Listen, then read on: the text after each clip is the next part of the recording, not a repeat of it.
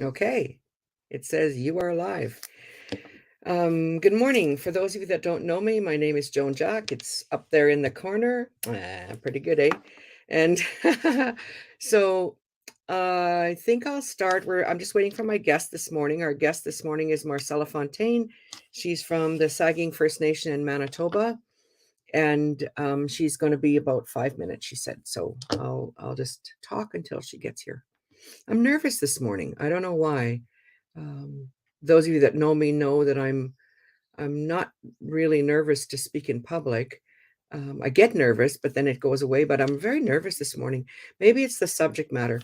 But I think I'll start with sharing, because some of you may be listening for the first time, where Brave Indigenous Conversations came from.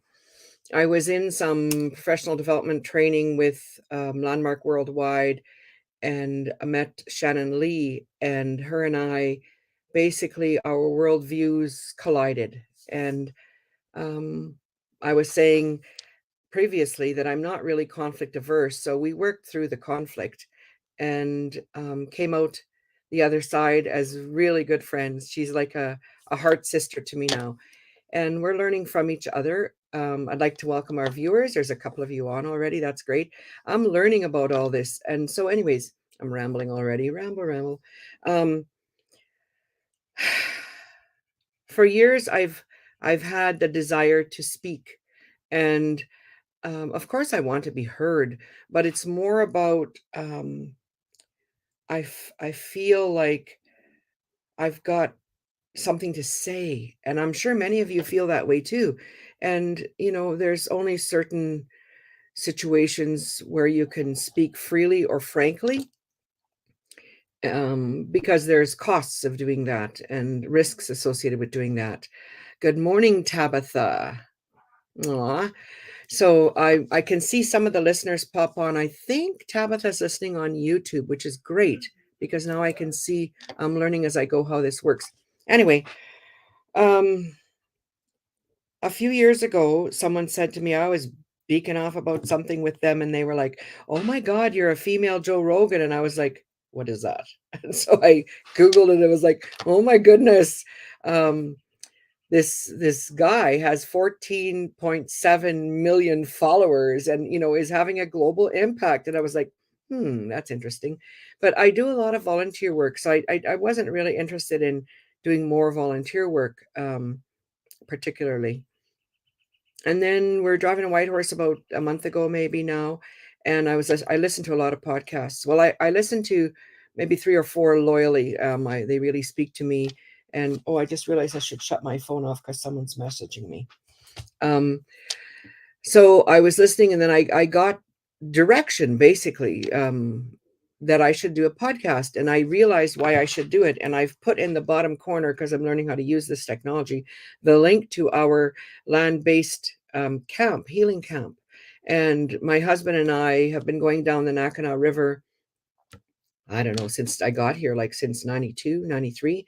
And we're getting ready now to head out to the season.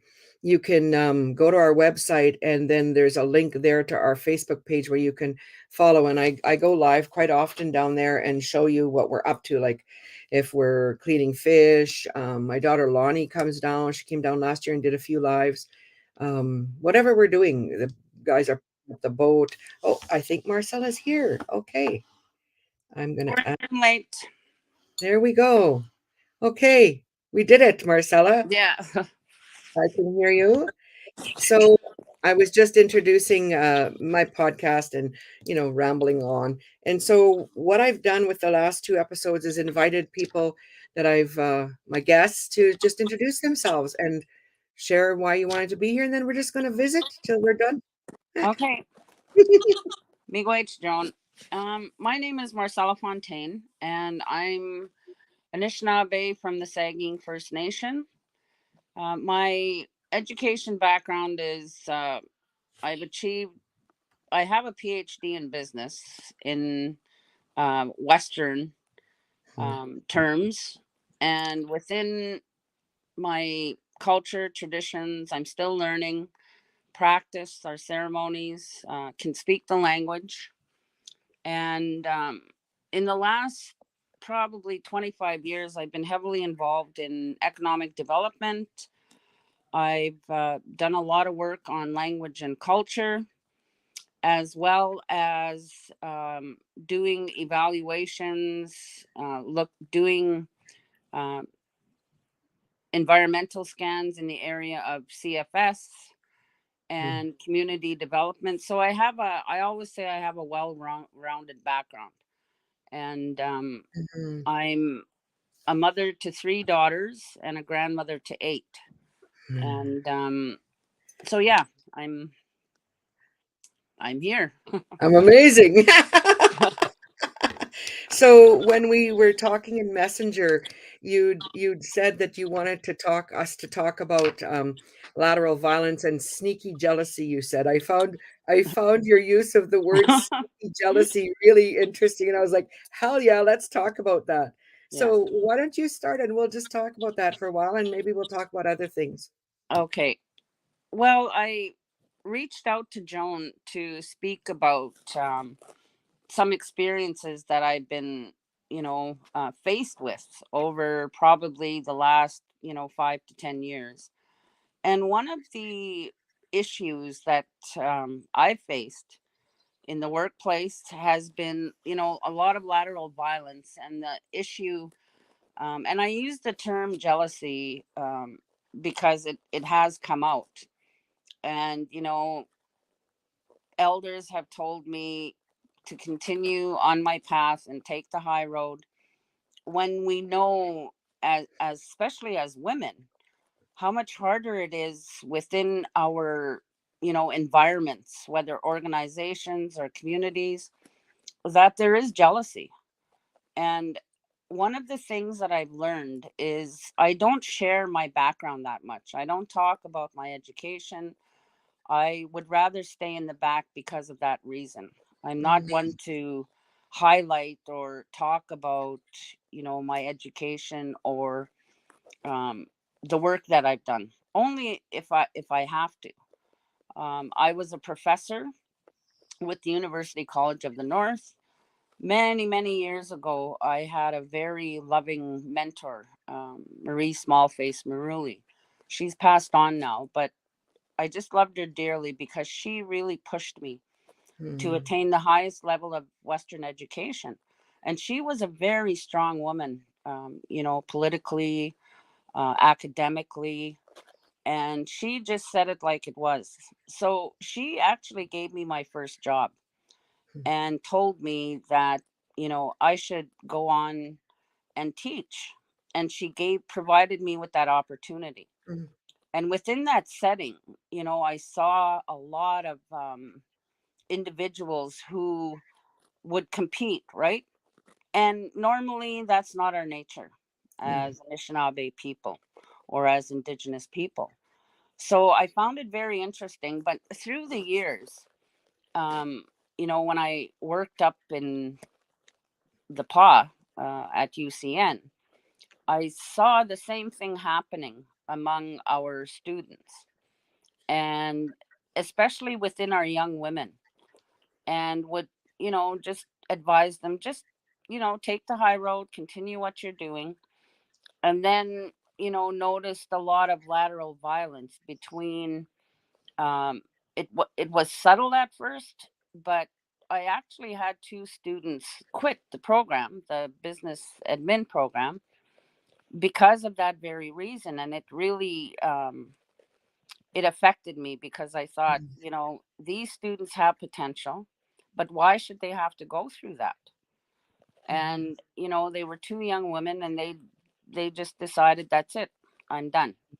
mm, So, but it's, as individuals overall, we should be supporting, we should be united, um, and it's time for the next generation to come along mhm, and to pick up and learn from those experiences, and should not be faced with, any type of lateral violence or jealousy or envy or whatever, an individual terms it.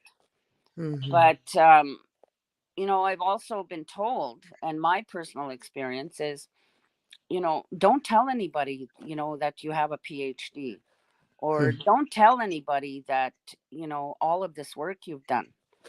And I'm sitting there thinking, well, why? I'm proud of that because I accomplished that, on my own with the support of, my family pushing me. And so I really haven't done that. I haven't, talked about that openly. And for me, yes, probably using the term doctor, Fontaine in front of my name would help, right? But that's not me. Um, and I'm very proud that I was able to complete my PhD as a single parent and instill, that role modeling for my daughters. And my youngest daughter has an MSW in Indigenous knowledge. And now I'm encouraging her to, go on for a PhD. She works in the area of healthcare. So, but and the reason, that I bring this up is because of what my daughter is experiencing right now with, the non Indigenous women who are continuously attacking her. And the amount of lateral violence that she goes through in the workplace is unbelievable. And we shouldn't have to deal with that, you know. So, Oh, go so do ahead. you see? No, no. Do you see the lateral violence? Like you use the word non-indigenous now. Do you see the lateral violence we experience as coming only from the non-indigenous people in our workplaces? Or okay, talk about that a bit. Like maybe some people don't even know what lateral violence is. Like Yeah. it's a new term. It's the new buzzword in Indian country. Yes. So I don't. Maybe, how do you Well, define lateral violence? well, lateral violence to me is, negative comments, negative actions, and demonstrating behaviors that are not, you know, conducive to, say, how you treat people with respect, right? Or kindness. Mm-hmm. And it's a continuous, to me, it's a negative, toxic action. Mm-hmm. And, unfortunately, it happens in our communities, it happens in our organizations. And most people will walk away from that Mm-hmm. because they just don't want to deal with it, right? Mm-hmm. And lately, I haven't had the energy to deal with it either, right? Mm-hmm. And, I've experienced where people will act, that they're very concerned, or that you're their friend, and then 10 minutes later they're stabbing you in the back. Mm-hmm. Or, I've gone through where people will say, well, don't use her, or, you can get a better Mm-hmm. consultant. You know, she doesn't know what she's talking about. Things like that. There's no need for that. Mm-hmm. And I think as Indigenous women, especially, we have to support one another, and we have to, really walk our talk. Mm-hmm. And I'm not perfect, but I do, support a lot of women, and Mm-hmm. especially our younger women, Mm-hmm. and I've mentored quite a few, and I rarely talk about that. Mm-hmm. And I just tell them, take the high road, and, just continue on with your job, Mm-hmm. and don't worry about that, because you know that you're doing a good job. Couple of things come to mind when you're sharing. So I think there's a couple of things at play. For example, what I'm thinking is, for those of you who aren't Anishinaabe, and I'm not fluent, but I have enough of our language that I can get by. And I've also engaged in a lot of discussions with fluent speakers around the concepts by which we should live. Hmm. And one of the words you hear in our communities, Anishinaabe communities, especially from older people, when you're a young person who's upset about something, people will say mano, mano, Yeah. mano. And so mano, my understanding of mano is like it's the concept of Well, in the 12-step programs, they say pause when agitated, you know? And so it's the concept of not taking rash action. Like, just let it go for now. Like, there's I get all kinds of understanding from that concept. Like, there's things that you have to consider before you take action, Joan, you know? You need to just press the pause button, and then on I think that factors into our response to the lateral violence as well. And then the other thing you raised was that we're not naturally inclined to be competitive. Like, we don't want to compete with our Danoe Maganak, like with our relatives. Like, it's not a it's not a thing for us to be okay with competing with our relatives. So there's some indigenous concepts at play intuitively in each of us, I think. And then you add on that the legalized racism and generational colonial impact of being oppressed and being raised and taught by the outside world to think that you're not good enough. So we don't really do too much about it when someone's behaving wrong. So that gives rise to, what do we do in the communities when this is happening? Like, the lateral violence is very and then we make up stories like the crab and oh, it's just the Indian way, the crab in the bucket syndrome. That's how we are. We just pull each other back down. That's just bullshit. I don't even think that's an indigenous idea, to pull someone back down into the bucket. Like, that's not our way. Mhm. But that idea, that analogy is being used as a way of justifying mano. Like, that's just the way we are. No, that's not just the way we are, you know? Um, oh, Marcella's got a company. So anyways, I was wondering, what are your thoughts about what I just said about the indigenous concepts colliding with our colonial experience? Well, you're right. When people, my grandmother used to say that all the time, mano, you know, Mm, because my experiences with, my grandmother and aunts, uncles was they always said, when you do wrong to somebody, it comes back to you. mhm, And you need to be very careful, in how you react to things like that. mhm, And you are raised in a kind, loving environment, right? But things happen. mhm, And the one thing about our communities is that, we attack other families. mm, We, say, okay, these people, they get everything, or, they have the political clout. So that comes out as well, loud and clear. mhm, Whereas when we talk about, the indigenous, non-indigenous way, they, and I've experienced this as well, policies and procedures. If mm, there is, bullying, there's lateral violence in the workplace, the first thing that's done is that a letter of complaint is written, right? mm, And they take that route. So it's like a legal route, right? Where whatever, organization it is, they will tell you, you have to follow the policy and procedure manual. Whereas mhm, in our communities, our organizations, I mean, some of them are starting to use it, but they take matters into their own hands, right? mm, And I'm going to be honest, it gets political. mhm, And that's how the decision is made when you are dealing with bullying or lateral violence. And unfortunately, some don't see the seriousness of it, and they say, okay, let it go. So mhm, that's, one of the big differences that I see.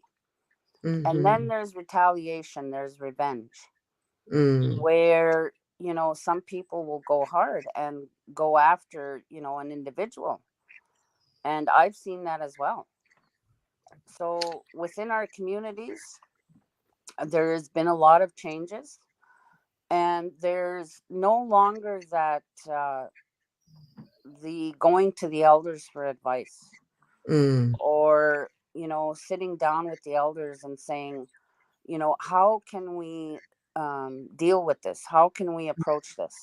mm, And the other thing that I've been saying for a long time, and have shared this with a lot of other women, is that the there's no acknowledgement of our grandmothers, the Mm, older grandmothers that we have right now. mm, And to me, the grandmothers were the strongest ones in our community and still are. But mhm, they're left out. mm, And you know, it's unfortunate because mhm, in my community and from my experiences, those old ladies were strong. And they, when they provided advice, or if you want to call it counseling, or just talking to people, they had an impact. mm, And it was they who were part of that decision making process, mhm, and you listen to them. mhm, But in my opinion, that's gone. mhm, I haven't seen that, in our community anyway, for a very long time. And mhm, hopefully that changes soon. mhm, And it's not only women, but it's also men mhm, that are going through some of these things as well. mhm. Yeah. I was wondering too, like I wanted to tell you that we're just getting to know each other more this last maybe 5 6 years, actually through my daughter Lonnie and her Yes. activities with her farming and stuff gave us a chance to connect, and I'm so grateful. And I want you to know that you occurred for me as supportive all the time. All support, always supportive and humble. Like I mean, I think you should shout from the treetops that you're, have your PhD and you're Dr. Fontaine. However, like you say, that's not really, it's not culturally appropriate. And Mm. also, it's frowned upon, and then it attracts jealousy, and there's all kinds of reasons why. So I just found out this morning that you have your PhD. Like, congratulations, like, that's amazing. Um, Geez, I lost my thought. I was gonna say there, well, random thoughts here. There are some I know at, Minigo CP, I think I'm saying it right, at, Pine Creek. I know they're with Chief Nepanak and his council, they have done work to bring in a grandmother's council, and I'm Oh, not great. sure the extent of the role of that, but, I see the posts sometimes, and I'm like, "Right on." And in other places in BC, for example, they're looking at, the matriarchs, and there's discussion about what does it mean to be a matriarch. It came back. One of the struggles that I've had, I think, instead of asking you, I think there's a correlation between how strong a woman is and how and the response from the community.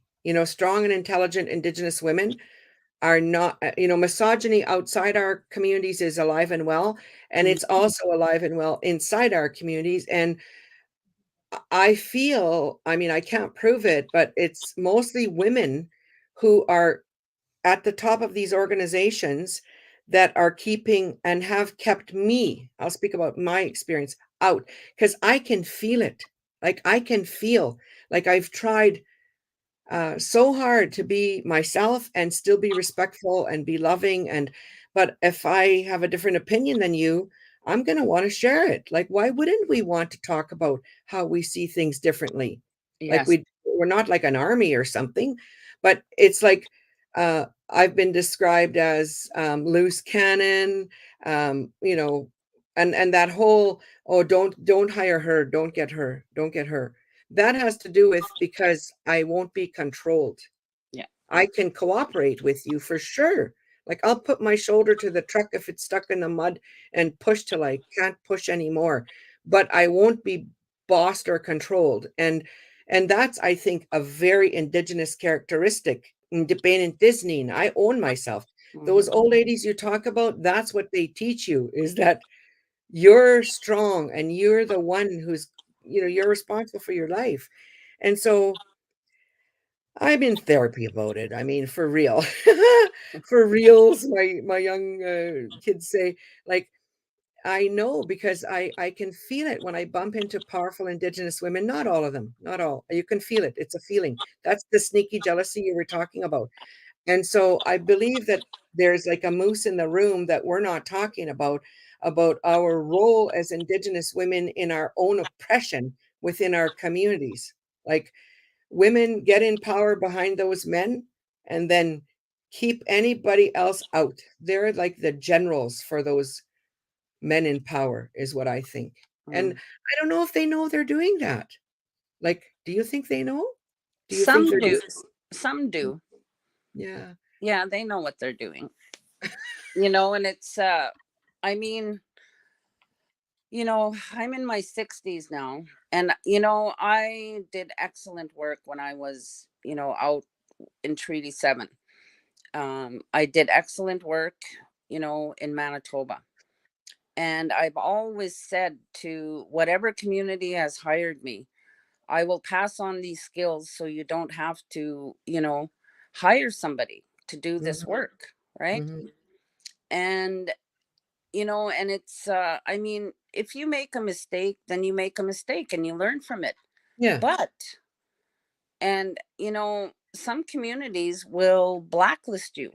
Mm, They will say, well, no, she did this wrong, blah blah blah, and sometimes it's half truths, right? mm, How the heck can you make the government um, give you, hmm, funding that you need when everybody else is struggling for it, right? mhm.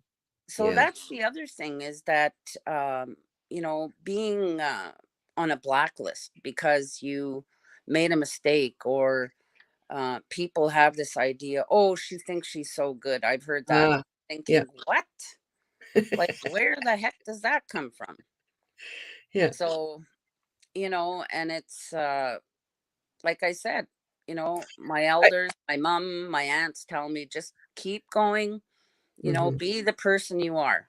Mm, mm. So, I think too, like the blacklist in Indian country, I know that in some circles I'm definitely on it, because again, like I said, I can feel it. And, the blacklist is not overt. It's not like, okay, they're in the boardroom, they're talking about, should we hire Joan Jack, or whatever, or Marcella Fontaine, should we hire them? It's not like somebody in the room is gonna say, no, don't hire her. Maybe that does happen on occasion, but I think what happens is the support is not forthcoming. mhm, And so that's the sneaky part of it, like, because our culture is more subtle and not always direct, people also use those behaviors in a negative way where they just and I just had a memory of I applied for this job in Manitoba, um, with my own tribal council, and then I was called by a board member who said, "Please don't ever tell anyone I called you." And I was like, "Okay." I'm not gonna name her name here. And, uh, and then I said, "What are you calling me for?" Like, I knew I didn't get the position. And she said, "I feel so bad." She said, "I feel so bad," because she said, "You were the successful candidate on doing their bureaucratic process, but 2 of the chiefs didn't want you." So then the board said, "No, we'll just take this second one." And so that kind of stuff happens. I'm sure it happens outside Indian country, but in our world where in Indian country where we tell everyone we're giving mixed messages, we say, "Go to school, go to school, go to school, learn, learn, learn." And then people come back to the community and then they're like shit on. And so what the hell is that? Like, it's like the same people that are saying, "Yes, go to school," won't hire you because you become a threat to their power. There's some kind of clicking. Do you hear it on your yes, side? I hear that. What is that? I don't know. Maybe it's the, CIA. I don't know. I have no idea. Uh, well, apologize to our listeners. I don't know what to do about the clicking. Oh, geez. That's weird, eh? Yeah. Maybe there's somebody from the fifth dimension trying to join our conversation. Um, so let's try to talk a little bit about besides, taking the high road and growing us, which is for sure what we need to do, grow personally. Each of us grow personally in response to our challenges. For sure, we have to do that. Um, But what do you think needs to happen in our communities so that we move? I feel like we're stuck. I mean, there's conversations about lateral violence that are being undertaken by people who are laterally violent. I yeah, I like right currently, I'm working on the Indian residential school ground search project for our community. And when people talk about trauma, they talk about oppression, intergenerational trauma, and the amounts of racism that we go through, right? Um, and I'll admit it. I used to be, used to say, well, those are just buzzwords, right? Mm, Um, but I really learned a lot, through training, attending workshops. My youngest daughter actually has educated me in so many ways about trauma and colonization. And I'm really proud of her because she's a younger version of me back in my ah, 30s, where firecracker and won't put up with stuff.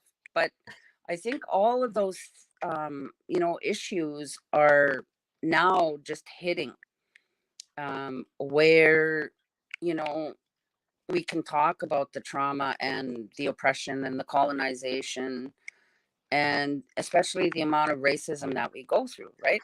mhm, And so, and people are dealing with it. They're either dealing with it individually or as families. So, and I respect that, and I really encourage and still support, uh, especially young women, because it's I really feel at times they're the ones that need our help the most, right? To mm, guide them and to support them. mhm, And if you can even reach one, I mean that's great, right? mhm, But all of these issues have been, talked about, but I think it's really coming to a head now where communities, organizations are dealing with it, you mm, know.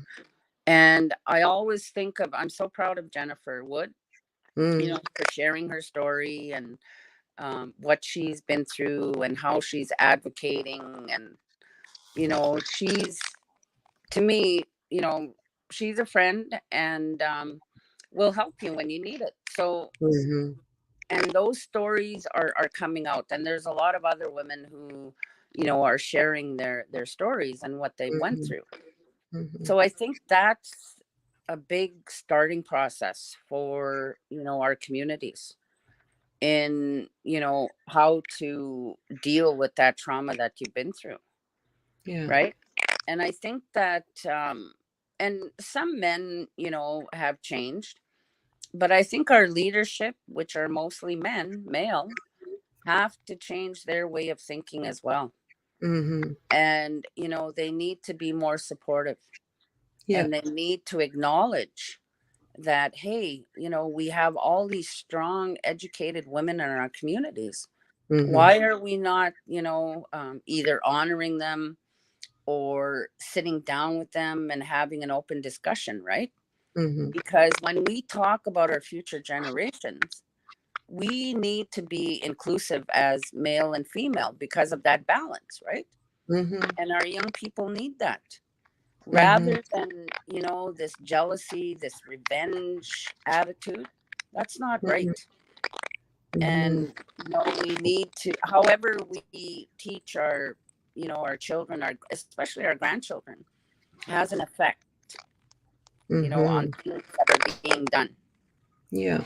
So we have to be mindful of that because our kids learn from us, right? Absolutely. Yeah. Yeah.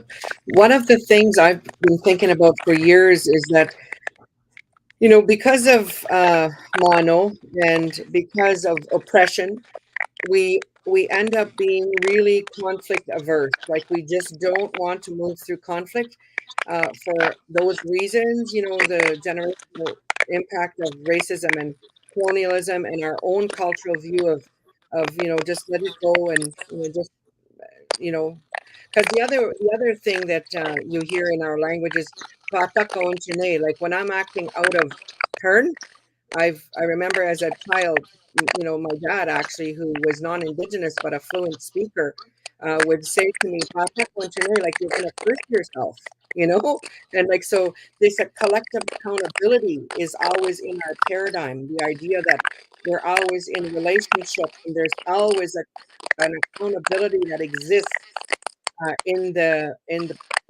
our paradigm. That sound is so frustrating.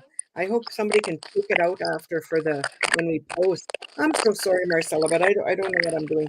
I'm learning. Yeah, that's And okay. so one of the things I think is really needed is the opportunity, like workshops and training at the grassroots level and at the leadership level about how to move through conflict, how to move through conflict, because we just don't have the skills to do it. I mean, sometimes you can get in a sacred circle, a sharing circle, and I've seen those in the healing movement from the residential and day schools where people will really adhere to our own conflict resolution paradigm in that context of the sacred circle where you don't interrupt anyone. There's no cross talking. Like there's no like you don't if Marcella shared and then it's my turn to share, I don't say, well, Marcella, that's not what really happened. We don't do any of that in the sacred circle. But building on that, there needs to be the development, and it's urgent. It's urgent because we just have these conflicts with people we love every day, and then we don't resolve them. We don't resolve them, and they turn into resentments, and they turn into the jealousy, and they turn into the revenge. And I really, as a part of Indigenous governance, I really believe strongly there's a need for a push to develop conflict resolution processes and skills, in our communities. Yeah. What do you think about that? Yeah. That's what's needed, Yeah, right? yeah, Because people still have to protect themselves uh-huh. regardless, Yeah, right? And a lot of people I've heard say, well, that's not our way. Well, mm. excuse me, you're not using our ways anyway. So, you know, um, so there You made me laugh. more and more, I think it's coming out where there's policies and procedures for a reason, and it's And- there to protect. But then what I've seen happen in some communities is they do have those policies and procedures, and people file grievances, and then nothing happens. Yes, exactly. So Full stop. yeah, Done. it Uh, has to go further. all the way through. And Yes. that's where the development of the system and the skills to resolve conflict comes in. And that's not happening yet that I know of anywhere. Yeah. Um, Neither. People are just doing their best to survive. And um, I know yesterday, I don't know if, and all of this stuff, the lateral violence, the sneaky jealousy, maybe it's my mic. It's worse when I talk. Huh. I wonder. Anyway, um, I don't know how it impacts your health, but I'm working really hard to not be impacted so deeply by all of this personally, but I am. I am. Mhm. It impacts my mental health. Like, and I can get on that track in my mind, like about thinking about an injustice or whatever, and then my stomach starts to hurt, and like literally I feel I'm impacted in my body, and in my mind. Like I feel hopeless, I feel scared, I feel angry, and I have all of these negative feelings that impact my physical health. And so that's also what not dealing with this is doing to our people. Because if it's happening to me, it's Mhm. got to be happening to other people. Yeah. Do you think you've been impacted, your physical, mental, spiritual health has been impacted by all of this in the community? Yes. And I have removed myself. I mean, for health reasons as well, right? I have removed myself from toxic environments, toxic people. I focus on staying positive. I smudge, I pray. I was telling my brother, I said, "Oh my God, I've never prayed so much in my life." But so all of those things help me keep positive. as well Mm, as my grandkids. When I'm starting to feel like negative, or I want to feel sorry for myself. We all do that, right? I take comfort in my grandkids because mm, they're so innocent, right? mhm. So yeah, I've gone through that too, where my body just wants to give up. Mm. But you have to keep going, right? I also think there's even a link between all of this unresolved. It is my mic. Look at that. When I'm talking, it's worse. Maybe I'll try turn it down. Hang on. Oh my goodness. Oh well, this is Brave Indigenous Communications with Joan Jack, and we're just giving her. We don't know what we're doing, but shit. Oh, I don't know. Hmm, too bad. Okay, so what I was going to say was I would be so bold as to say that there's actually a link between our leadership and community members not dealing with conflict resolution and addiction in our communities. Because you often hear people saying, I've often heard people saying, I'll own it. I'm not going to those meetings. All you guys do is fight. Like, why would I want to go to those meetings? And those are our young people, and they're just drunk and high, and they're finding their own solution to the impact of colonization affecting our governments, and I really believe that all of this nasty power, closed circles of power that exist in our communities, and of course, I'm not saying all leaders are bad. There are good leaders out there, and it's not any one singular person. It's like the whole thing needs to be detoxified, like how when you detox something as a whole, that's what has to happen in our communities, like a community-wide detox, so that we all kind of get a clean slate somehow, or a cleaner slate, because our young people are picking the solution of just staying drunk and high, and then they're dying, you know? And because they're like, well, what am I going to be? Be like that? I don't want to be like that. And you work in the healing field. Like, what do you think of what I'm saying? The link to addiction. Our addictions are getting worse. And I've heard a lot of leadership talk about that as well, right? Mm-hmm. And it's unfortunate, but it's happening. And I mean, you know, I've experienced it, personally, and it made me, want to do more to help. Um, you know, my daughter's a recovering addict, and I used to be ashamed to say that, but Mm, I'm not anymore mm, because, I'm human, yeah. and I helped my daughter, and I was fortunate enough to do that. Mm-hmm. Very proud of her. She's been clean for 6 years now. Yay. And, um, so one way or another, we're all affected by it. Mm-hmm. And I continue to advocate. I will help especially young moms, because when you have children and you're suffering with an addiction, that's very hard.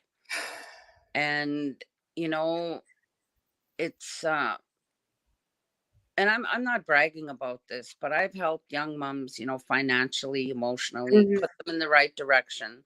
mhm, And it means the world to them, you mhm, know And the one thing that I've learned through everything that I've gone through: don't judge people. mm, Don't judge anybody, because mm, that's the worst thing that you can do, mm, and it's very hard, especially on our young people. hmm. And we It just is. need to be there to support them. Yeah. Yeah. Hmm. So Yeah. And I do think that there is an element of our behavior as the responsible adults in the community, whether we're, elders or leaders or mothers or fathers, and our failure to address some of the really hard issues. I do believe strongly that it's impacting our younger people because they don't see any hope in our behavior. And Individually they find hope, like from the people that you've helped, they find hope through you. But it, I think that's also a larger issue that needs to be dealt with. Like, leaders need to realize that you can't just go to a meeting and talk about how concerned you are about the young people and then frickin' drive by them on the res as if they don't exist. you know and so Yes. I'm reminded of I'm probably going to piss a bunch of people off, but I don't care. Whatever, they don't have to listen to my podcast. I was in Barron's one time and I was driving by and this guy was drunk, obviously, and I stopped for him. And I'm not saying everybody should stop for drunks. I'm saying I do. And unless I feel like I don't want to. And so I stopped for this guy and he got in the truck and he said, "Oh, Joan Jack." People at home use my whole name. They say Joan Jack. And I said, "Hi, David." Let's say his name was David. And he was tough cutting. And I said, "How are you doing?" He said, "Oh," he said, I'm so hangover," he said, "and I think I'm still kind of half cut." But he said, "I don't know, Joan." He said, "4 preachers drove by me and nobody stopped." He said, "I thought they were Jesus's pal. What the heck?" And I was like, "Oh my God." Like, Oh. there's a real disconnection between the speak of our leaders, whether they're political or religious or spiritual. Even in the ceremonial community, I've felt the gaslighting, not quite Indian enough for this sweat lodge. And so that whole behavior and the speaking that we do, and then the disconnect to our people on the ground, there's just a disconnect. Yeah. And now lateral violence is being used as a reason to disconnect. Lately, I've been hearing people in positions of authority say, "Well, people have to act, they're being laterally violent. I can't help people who are laterally violent." I'm like, yo ho, like, yeah, what is that now? Yes. Another way to bastardize an idea and disconnect yourself from those you purport to support, Exactly. Yeah. and it's just not right. Yeah. Well, I think we should wind this up because I'm All very right. frustrated with the sound. And Yes. so I clicked another button and my friend Lynn Bright made a comment in she said, "Good morning." And she's in Arizona and it came up on here. I don't know what I clicked, but anyway, good morning, Lynn. I'm It's so just cute, having Joan. fun. I just want to thank you so much, Marcella, because doing this is fulfilling a need in me to speak, and I'm okay with that. And I'm I didn't want to just do like a lecture series or something. I love visiting. I'm like a master. I got my master's in visiting. So maybe a PhD in visiting. So I just really can't thank you enough. I know you're not feeling that well right now, so Yeah. I really appreciate you still stepping up and standing for what you believe. And I just really, really thank you. And on the West Coast here, they say, "I'll hold my hands up to you," you know? Yeah. So thank you so much, Marcella. And if you can You think of wish. anybody else, if you can think of Yes. anybody else that I should have a chat with, let's do that. All Yeah. right. Okay. How Okay. we got? Stay witch. Yeah.